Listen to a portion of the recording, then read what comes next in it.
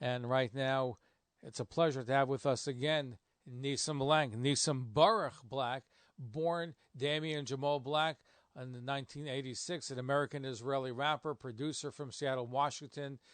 He grew up first being a member of the Muslim faith and the Christian faith, and then he discovered Judaism, is now an Orthodox Jew. His family were involved in rap.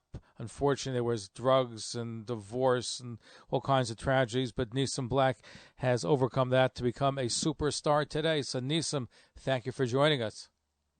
Thank you so much, Seth, for having me on. We appreciate it. Thank you, thank you. First of all, you grew up, I think, till you're around 14 years of age. You were Muslim. What made you decide to change from being a Muslim to a Christian? So, Islam in itself was already just my grandfather was Muslim. My parents weren't actually Muslim.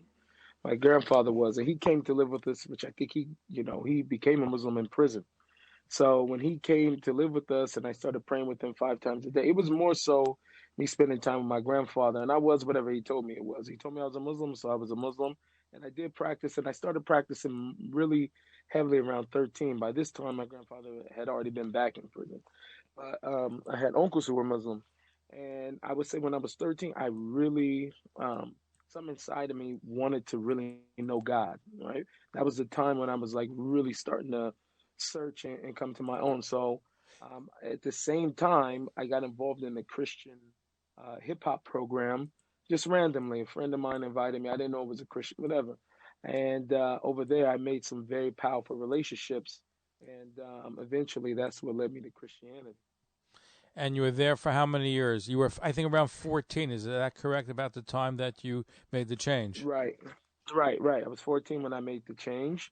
And I was there for, it was a very powerful summer camp. Now, I had already been spending maybe a year at this place, because I started going when I was 13.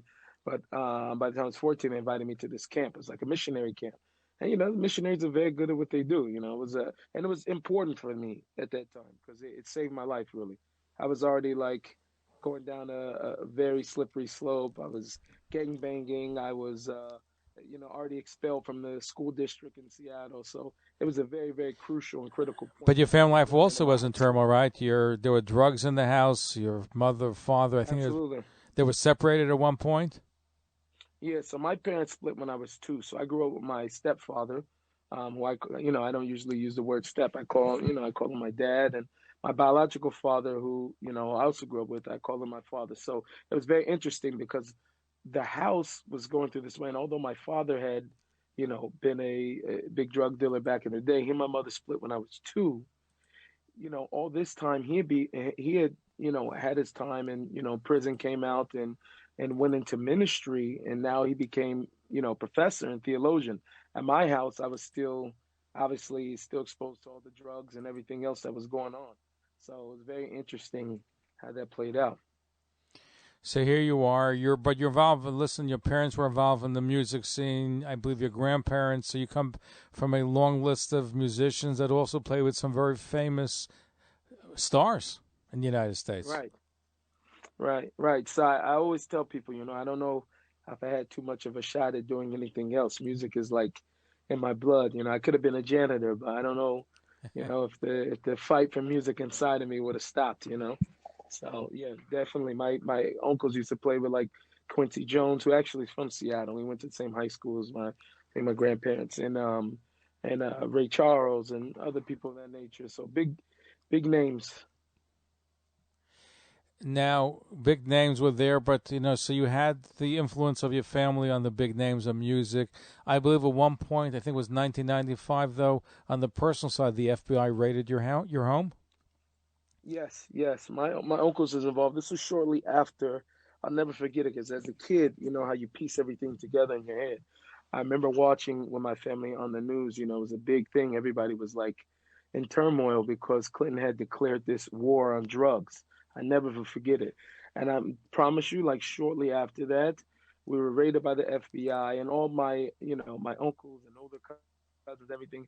It was like one by one that whole next year or so, everybody was in prison. So a lot of the other male influences that I had in my life were eventually gone, which probably to some degree was good because I don't know if it would have led me in the right path anyway. But yeah, a lot of my uncles ended up going to prison very, very shortly after the way. It was very startling.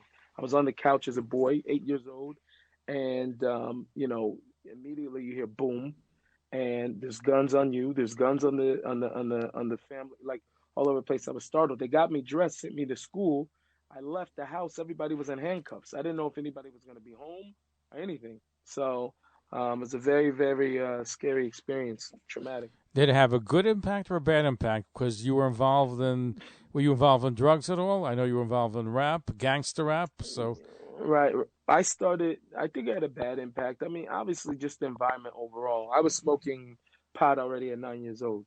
So at 9 years old, I was already, becoming a stoner to some degree. It didn't really hit heavily until I was about 12, and I was already dealing at that time. I was selling weed illegally and stuff like that at that time. So I think overall, it just puts you, once you're in an environment, it's very, very hard to grow and do things that are outside of that environment that are not conducive there. So it's very, very interesting to watch that cycle, you know what I'm saying, continuously repeat itself, even as I look at family members and people of the past today. now, at 18 years of age, 2004, your stepfather had you replaced him as CEO of Sporting Life, which means you came out with songs and produced singles like "You Need a Thug" and "This Is Why," and you came up with two albums yourself. Right, right. So shortly after my mother unfortunately overdosed, when I was 19, and I had already been working on a project. I was, that whole, I want to say year and a half. I was in a, serious conversation with I think Virgin Records at the time, which was a big label, and we were sending back demos. Now I had slowly got myself back into the like gangster rap scene because prior to this, after that experience, as a Christian, converted to Christianity, I was really actually doing very well in terms of music and my behavior, the guys I was around. And after the music started to become the number one thing, I got this potential offer. They want more gangster music. That's what it was. So in order to supply that demand, I started to change and very, very fast, like hard gangster rap, hard gangster rap. And that put me back in those environments, put me right back into those environments. And unfortunately, it started to lead to very, very scary things. So you had, but you also had a success at the same time. I think your second album made it to some of the charts. The second album was that called Aliyah. Right. Yeah, Aliyah. So by the time Aliyah happened, Where were you? Were you I Jewish? Were did. you Christian at that time? Where were you? So I was at the beginning of the project. I was messianic. By the time I recorded, I was in my transition stage. I was leaving out of Christianity, going into Judaism. I had a 2 year stint in the Messianic Jews for JC movement. So So how did you get involved in the Jews for JC? Did you know Jews growing up? Did you have connections? How did you get involved with the Messianic group? So I actually grew up in a Jewish neighborhood. I actually converted in the same neighborhood I grew up in, but I wasn't so close to my neighbors. I would walk through a shul to get to school and different things like that. I had no connection. But once I started to search on my own, now finally I'm going away, away from everybody, and I got to start searching on my own. What I started to realize was is that JC was Jewish, and there was a major major issue with how all of a sudden we get to Christianity and some religion that's not Jewish from one that was. So I started researching, and I was maybe spending 8 hours a day. I also grabbed the Quran at this time. I was going through all the different texts, spending 8 hours a day, and the Jewish story just really stuck out to me. The only problem was it's ingrained in your head that if you don't believe in, JC, then you go to hell, whatever. So, apart from Chabad.org, the only other thing you could find that was so remotely Jewish on the internet, at the rate that I was looking was Messianic people. So I started going to a congregation that wasn't far. I was a little bit in the middle for me, and I got very involved. And I think it was, just years of learning and trying to grow more that slowly it started to fade, the more and more we started to look towards traditional Judaism. And right at a pivotal point, I met a rabbi, Rabbi Michael Skoback from Toronto, and had a very, very powerful few And that days was with him, about the, you were actually. still the Messianic congregation, but you met Michael Skoback, Rabbi Michael Skoback. Right. Right. Who's a anti-missionary, so to speak. And the reason why I met him is because he came to one of the conferences. That's what he does. He comes to the conferences. Him and another rabbi, Eli Cohen, who actually happens to be Lubavitch, actually. They go to these conferences and they try to speak to Jews and talk to them and encourage them back to Yiddishkeit. And so what ends up happening a lot of times, they go and find a lot of people that end up becoming Gary Tzedek. And I happen to be one of those. So you liked what they had to say. So you were 2 years in the Messianic congregation, and so the Aliyah album was a Messianic Jewish album. Was it a Jewish album? How would you call it? No, I would definitely say I was Messianic. I didn't really talk about it at the time in the records. Like when I go back and listen to the album, most of it was not about religion. It was just about positivity.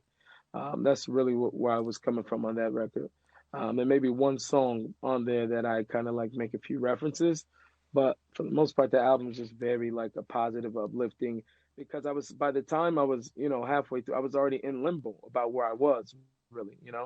And so right afterwards is when we end up moving to the Jewish community and starting Nageris. By the time the record came out, so it's very interesting that that all played out that way. Now, when you converted to Judaism, did you in particular it was Orthodox Jew? Was it Chabad? Was it a different group? Who converted you? No. And what So else? I converted actually through a Sephardi rabbi. My rabbi was Moroccan Rabbi Shimon ben Zakin, and so we started going to the community, and you really don't know where to go. There's Ashkenazi shuls, there's a couple of Sephardi shuls, there's a breakaway minyan over here. I really connected with the Rav, Rabbi Shmuel Brody, who had happened to be Hasidish, but he didn't have like a kahila or anything like that at the time. He's just a very special individual I really connected with. And sorry. And then so we started going towards this Sephardic shul because my wife really enjoyed the warmth and everything else that she found over there. And we became very close to Rabbi Ben Zakin there. And he sort of took us on as candidates. And then we went through the base din. Now, the base din was obviously comprised of the Avdeis din was obviously Ashkenazi. It was Rabbi Kotenik and there were some Chabad Rabbanim that were also too on the base. Now, your wife was Jewish, or she also converted? What was her status when you? So me and my wife been together since we were 17. So we're high school sweethearts. She was not Jewish. We were Magai together. Me, my wife, her sister, and her sister is married to my best friend since kindergarten. So he actually is my producer. He makes all the music, Yosef. Oh, wow. So we've been making music for a long time together. How did your family take, the rest of your family, your uncles or the rest of the family, that you became an Orthodox Jew? What was their reaction? In the beginning, it was very hard for them. Now, interestingly enough, my father, who went through his own journey, obviously he's a Christian today, professor and everything else, not the same guy that was... not the drug addict and not the drug dealer that you're growing up, right? Right. So he actually was the biggest support that I had. He actually came to our chasana afterwards, after the Gerutz, everything. And I think he just appreciated the change. However, my wife's family and the rest of my immediate family thought I was nuts, that I was going off the Richters. Very interesting to see now everything comes full circle and everybody's in major support and just in love and enamored at the move we made. Now, your gangster rap, how would you describe your rap? Because you're still doing rap. How would you describe it today? I think today is much more positive, upbeat. I try to get people to think. I want to be able to be sonically in the pocket of rap, so where everybody can understand the language or the lashon. But at the same time, I want to be able to put in values. I try to talk about values and different things like that that are uplifting, that align with Hashem. So that's really what I'm doing now, just sort of trying to be able to put out positive vibes in a genre I feel like that really, really needs it right now. We're going to play the Hava song right now, and we'll talk about that. Here we go, the Hava song coming up.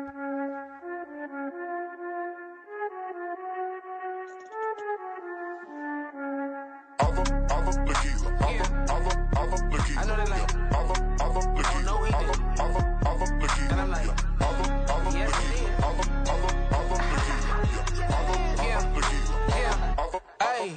Yeah. Have a Nagila, I'm breathing. Yeah. Have a Nagila, we even.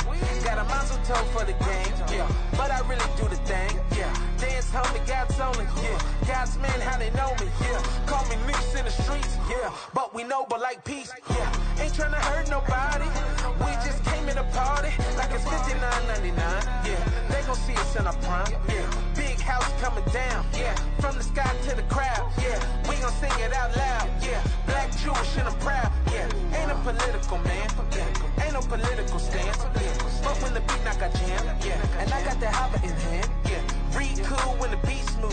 16s on a sweet tune. Fast forward, then I rerun it. Then I get down how we do.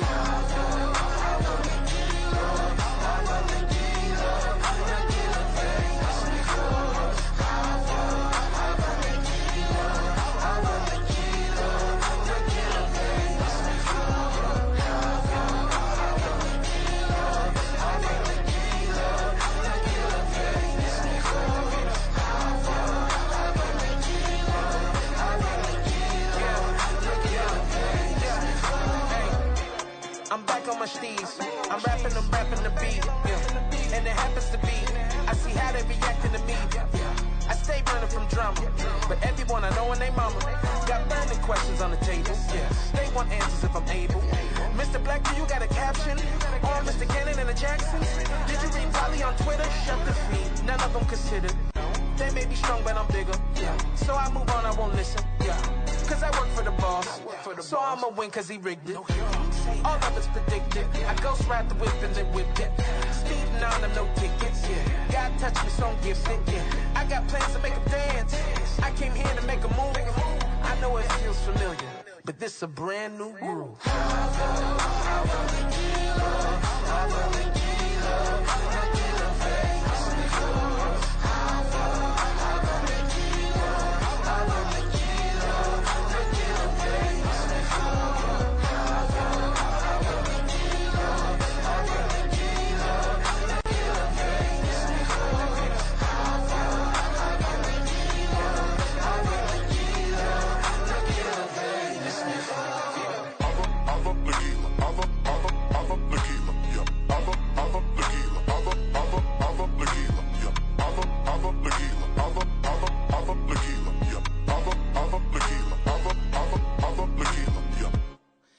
I love it. Hava Nagila with a different kind of rap to it. So, first of all, what kind of chassid are you?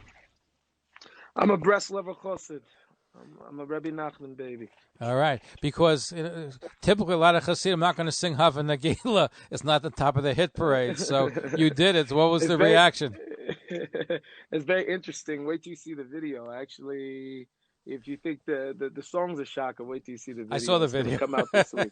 I thought I saw one, maybe. So I'll wait to see it coming out this week. What was the reaction to it? Because it's not your typical Hasidic song. You know, it's very interesting. People love it. You know, it's very interesting. I think history, it actually was a Hasidic song. I think, you know, I've heard different, some people say it was Gur. I recently heard from somebody who seems to be a Baki in these things. That was actually from Tona. There was a Tona Chassid. Actually came up with the niggin and the words for Hava Nagila, the original words for the Hava Nagila. There's obviously a second part that was added later on, you know, but that's what I was told, and that's why I've been informed for many years, actually. But it's been interesting. People love it, you know. I think it's sort of like, you know, people know my sincerity in terms of, you know, my service to God and who I am. So nobody took it as being something that was representing something that, you know, would obviously be against the Hasidic community. Before we break, I was just curious because you're black and Jewish. Did you encounter any racism, whether here or in Israel? People who didn't accept you or your family or your children because of your skin color? Yeah, absolutely. I mean, depending on what you would call racism also too, right? So definitely had some issues with getting the kids in the proper schools. And, you know, there's certain things you can't help. Like a person could come here and join darker communities and places where they may feel like they fit in more from that perspective. I don't know why I was just drawn after Hasidus, and that usually puts me into places where there's not a lot of other people that are my color for whatever reason. Not entirely like that, but for most part it does. So it was hard because the kids, obviously are not taught. They don't understand when there's other kids of color on how to treat them and different things like that. So we definitely had some experiences where it was hard. I don't think that like defines or even defines even not even 20% of what our experience has been, but it definitely has happened bits and pieces here and there. But did it ever at any point did that try to color your perspective and say, why am I doing this if I'm having these problems? Did that ever cross your mind? No, chas v'shalom. I mean, I came to Yiddishkeit because I was following Hashem. I never came to Judaism because I was looking for because I was looking for really acceptance amongst Jews. I was coming because I found God here, so that's why I'm here. So the only one that's going to make me feel that way, or would ever make me feel that way, is God. It's sort of like when King David was running from Shaul, he didn't say, well, I'm justified. Look how he's treating me. He says, no, that's God's anointed. So even the people that didn't accept my kids and different things in school, I daven profusely for them.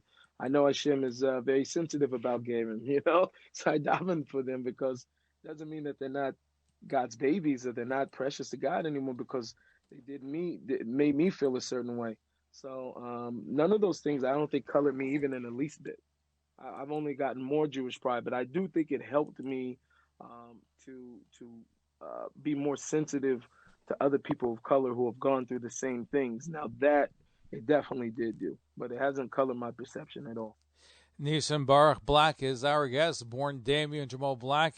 He was first a Muslim, then a Christian, now today a Hasidic Jew. Follow us on Facebook, Twitter, and Instagram.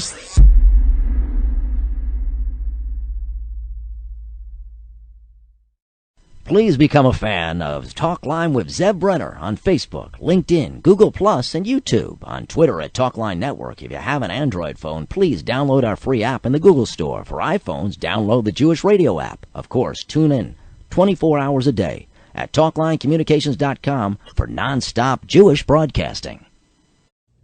You're listening to Talkline with Zev Brenner, America's premier Jewish broadcast on the air since 1981. Turn, you have a question for Nissim. Go ahead. Yeah, Nissim, Shavua Tov. I was just wondering whether you had ever pondered on eventually, if you're not ready for it now, I hear it, but if eventually whether you plan on slowly leaving the rapping a part of Jewish music and coming closer to the regular pop style of music, whether you were thinking about that. Nissim, did you want? Yeah, very good question. Yeah, I got the question. No, quite honest.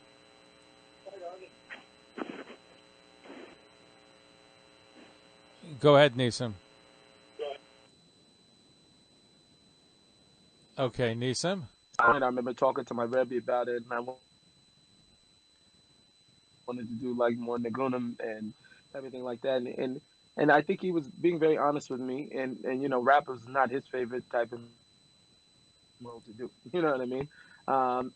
And being quite honest with myself, I feel like rap is right now and has been for many years, but even more so right now, the most powerful, most influential genre in music. If Hashem does not have representation over there, I mean, chaval. You know what I mean? We, of course, will take some of your email questions, zevbrenner@gmail.com, zevbrenner@gmail.com. Here is one of Nissim Black's song. This place is a dump. We are royalty. We must go back to our place in Kiswana. No. We are staying right here. This is the motherland.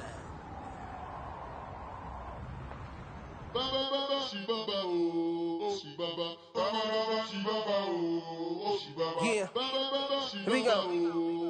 For the motherland. Yeah, we gon' play it loud until they feel it, yo. Yeah, we gon' blow the roof up off the building, yo. Yeah, we gon' play that motherland bounce. bounce. Check it out now, motherland bounce. We baba. Black and Yiddish, shopping with a Sammy Davis cousin. Tried to dodge the industry, but now my name is buzzing. They all saying that I'm conscious. I say that it's nonsense. So I say I've been on since on had an on switch from Seattle, the rainy city where my mom lived. In Jerusalem, the golden city that was conquered. But still we moving onward. Motherland conquest. Smell me like an armpit. Yeah, we gon' play it loud until they feel it. Yeah, we gon' blow the roof up off the building. Yeah, we gon' play that motherland bounce. Check it out now, motherland bounce. Check it out now, motherland bounce. We baba. My mama told me that I read good. Been on my straight and narrow, but my history is the hood. Thank God today that we could buy a box of Cheerios or Kicks. Okay, that's sampling up some of the music. I guess it's in your blood, right? So for you to switch, Nissim, is not something which I guess you're prepared to do so easily. No, the truth is that people have to understand, like, about me, people that are close to me that know, I'm very much so into looking for what it is that Hashem wants me to do. You know what I mean? Even like transitioning from more very openly Jewish music to being able to, that transition took me 2 years of being comfortable going to a tzaddikim in Yerushalayim to speak to them about it. I cried 17 hours straight at the kever of the Ari HaKadosh. Like, I'm not at all taking anything that I do lightly, right? As much as it may seem, may appear to others because they may be unfamiliar with the genre or so. But, like, any move that I'm making is always going to be what I feel that Hashem wants me to do. So it's never going to be a move like of me thinking about it now from a business perspective or any of that. It will always be from what I feel is coming from within. Here's an email question for you, Nissim. Hi, Nissim. We met at an event a few years ago in Brooklyn. One, your message is very real. Is it possible to make more music videos similar to Fly, Fly Away, 2 million views, or 1 million years, which talks of being close to Brooklyn? 2, where was Motherland Bounce filmed? And I just played Motherland Bounce. And how many black converts are there nowadays in Israel and the USA? Okay, so a few different questions. So that one will Fly Away and all that. I'm never anything off the table. I just sort of create what I feel and what I feel like is necessary. You know, I was having a very interesting situation. I was realizing that, you know, a lot of people that were coming to me from and all the kids that have become very close to me, Balkham and different things like that, very much so into traditional hip hop, meaning what we're calling today, modern traditional today hip hop. And they were listening to me seem like Arab Shabbos, you understand? And I feel like, you know, according to this also probably goes to the last question, the neshamas that I'm supposed to focus on are not the ones where, you know, it's a little bit more clear and it's a little bit more easier for them to see, you know, their connection to Yiddishkeit. That's not my focus in terms of that with the music. So anywhere that I feel like I'm going to be able to go and grab and snatch those places, you know, sort of like I have antibodies from a world that most people have never been in. You understand what I mean? So it's very much so incumbent on me, I feel, to be able to go and speak to those places. So if the music I feel like is going to reach that place, then I definitely would do it, you know. Hindi writes. And I would say, I was going to say also, too, I don't know how many Garen there are, black Garen there are, but Baruch Hashem, we have a nice network of people here that I definitely keep in touch with, that we stay in touch with each other regularly. It's also between here and in the States, like certain like groups and stuff like that, and individuals. We become very close. We learn together, and we go to keep it tzaddikim together. So I think it's growing by the minute. By the way, there's one of my favorite guests was the former Prince of Swaziland, Nachum Gamzo, I believe his name. He lives in Safat. I don't know if you were aware of him or had any contact, but right. A fascinating guest we had. He speaks Yiddish with such a Litvish accent. Do you speak Yiddish, by the way, or not yet? No, not yet. I want to see a Yiddish rap video. but coming up. So Hindi Yeah, writes. it's coming. It's coming. It's coming. Hindi writes, Shalom Nissim. Did you ever think of helping Ethiopian Jewish youth in Israel who are in trouble? You would be a wonderful role model, too. Did you think of incorporating Ethiopian Jewish music into your compositions? Toda Rabah. B'atzlacha Hindi. Yes, most definitely I have. Just over the last, I would say, year and a half or whatever, that I've been able to see the, I guess, somewhat of the impact and erosion that I've been able to have on the Ethiopian community without even knowing. It wasn't a conscious thing. But so I definitely have been thinking about focusing on that a little bit more this upcoming year specifically, which is awesome because it helps me to sort of give hope to people. The same thing that we talk about, and I think some of the problem is there in America is that how do we look and what is our perspective, or what are people's perspective of when they see people that look like us or see our color? So I think I've been able to give a lot of hope and pride to the Ethiopian Jewish community. So I plan on doing more, hopefully. Here's a question from Tzvi in Brooklyn. Dear Rav Nissim, did you get smicha by any chance, or not yet? No, I did not get smicha. I've been running away from smicha. Okay, but if you do, but our guest, our guest feels that you deserve the title of Rav. He calls you Rav Nissim. Number one, what can we do in the Jewish community to better welcome Gerim, that's converts, whether they're Afro-Americans or other backgrounds? Two, how can we improve our relationship with African-American, Christian, and Muslim community in general? Unfortunately, there have been some tensions in Crown Heights. Yeah, so I think so the answer really to your first question, especially towards Gerim, that I know at least from a different background, such as myself, is that, I think there needs to be a bigger effort in showing the diversity within Yiddishkeit, even to our kids from the next generation, because that's where it really starts at. And I say this because, I'll read books to my kids on the Chumash, right? And those books are always illustrated with, European-looking Jews with payas, even though they're dressed 4,000 years ago, blue eyes, blonde hair, with payas, and whatever. And the reason why it's done that way is because it wants to give the kids to feel some shaykhs to it, right? So that the Yiddish kids here in the community, they can feel some shaykhs to it also too.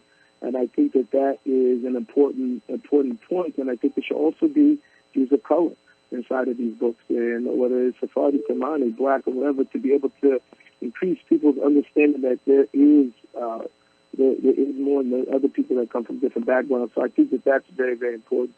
And I think the way to improve those relationships with the other ones is focusing on the decline, right? So, for instance, I think part of the first question answers the second question. Once people see that the face, so to speak, of Yiddishkeit is not only one way, especially in America, right? That there is a diversity or whatever, then that already takes away some of the heat. Where I think that some of it is just like you're dealing with somewhat of a little bit of a race war over there, right? And us being Yidden are naturally the scapegoats for anything that goes on in the world in the first place. So, especially if they're only shown as European white, then anybody that color already, and especially by the Orthodox community, was generally conservative, when the black community is generally liberal. The whole thing, you understand what I'm saying, is set up to make it appear that way. So I think increasing and celebrating also to other Jews of other cultures and other backgrounds will also show that community, and particularly with the other religions, I think focusing on what the main thing is. The Iker is right now, there is a war against God. There's a war against Hashem, period. Point blank, period. And I don't think so much of the pratim matter as the things which are the things that divide us as a faith. I think the things that bring us together and the things that we all agree with right now, and there needs to be major movements in that direction for discussion and plans of action in order to fight the evil, so to speak, that is trying to fight against God in this generation. So coming together on those points will be very important. We're going to try to squeeze one or two more phones. We might just want to play a little bit of Best Friend by Nissim Black.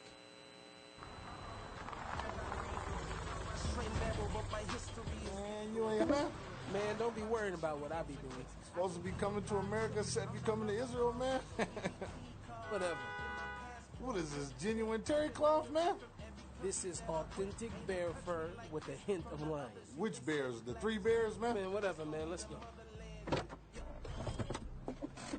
Okay, we'll play more of that. Deborah in New Jersey. Is that Newark, New Jersey? Yes, that's right. Go ahead. Your question for Nissim Black. Well, thank you. As you know, Nathan, well, listen, I live in Newark, and it is all African-American. I've lived here 30 years. And seeing you and hearing you in Israel, the sincerity and the humbleness that you put forward, the knowledge and the simplicity that you have about your faith is unavoidable. It is delectable, and I am so grateful for your faith witness. Now, here's what I want to say, because Zev brought up the matter of Ethiopian Jews, and I heard a bit of resistance, like, oh boy, I'm a black person, he's bringing up black people that I should be associating with. But I want to put this forward as a historian of these matters, that I assume you know, but I want to underscore that Ethiopian Jews were the first Jews outside of Israel, or people to become Jews outside of Israel. And also, too, Marcel Griot, back in the 20s and 30s, did very important work, not just uncovering Christian sacred literature in Addis Ababa, but also a vast trove of Jewish material, too. Deborah, we have about a moment left because we're almost out of time. I want Nissim to respond to you. So your question for Nissim is, you'd like to see even more involved? Is that what you're saying? If you have a historical interest, this might encourage you if you're not already aware of the things I've said. Nissim, I'll let you respond to Deborah in Newark. No, I'm very, very interested. So, no, hopefully I didn't come off as a hesitation. Years ago, I probably would have been. Freshly into Yiddishkeit, I felt like a lot of people tried to push me, like, oh, your color. And then, like I said, it wasn't until I realized it was so important. And I believe you're right. I believe it's very important for me to be involved more with the Ethiopian community. And without a shadow of a doubt, I agree. And Deborah, thank you for your phone call. I appreciate that. Thank you. I'll just read a quick email, last one of the evening. Listen, right, there were Blacks, Jews highlighted in this week's Torah Victor Jr. for Kids, a publication distributed in thousands all around the world. So thank you for bringing that to our attention. Nissim, when's your next CD or music video coming out? You may have mentioned that this week is going to be the Hava Nagila one. Is that going to be out? Yeah, so we're planning to release that this Thursday, the new Hava Nagila video. And I'm releasing a song also every week. So for the last few weeks, I've been releasing a new song. So I'm releasing a brand new song every week. I have a song this week. I think it comes out this Wednesday, because we also Thursday. But it's called God's Baby.